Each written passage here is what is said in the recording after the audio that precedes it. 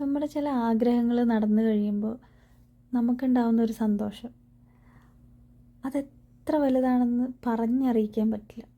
എൻ്റെ വലിയൊരു സന്തോഷം അതാണ് ഈ വീഡിയോ മുഴുവൻ.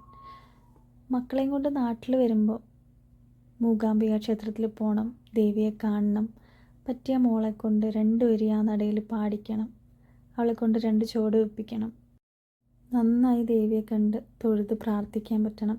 ഈ ആഗ്രഹങ്ങളൊക്കെ നടന്ന ഒരു നല്ല ദിവസമായിരുന്നു ഇന്ന്. ഞങ്ങൾ പോയത് വീക്ക് ഡേയ്സിലായതുകൊണ്ട് തന്നെ ഒരുപാട് തിരക്കും കാര്യങ്ങളൊന്നും ഉണ്ടായിരുന്നില്ല.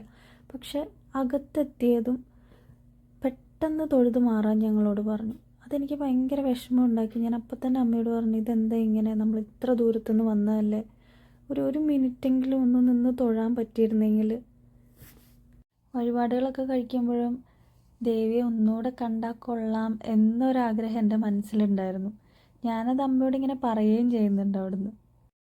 എന്നാൽ ഇനി ഒട്ടും താമസിക്കേണ്ട, വീട്ടിലേക്ക് പോകാമെന്നിങ്ങനെ വിചാരിച്ചിരിക്കുമ്പോഴാണ് ദേവി വിഗ്രഹം പുറത്ത് എഴുന്നള്ളിപ്പിനായിട്ട് കൊണ്ടുവരുന്നത്.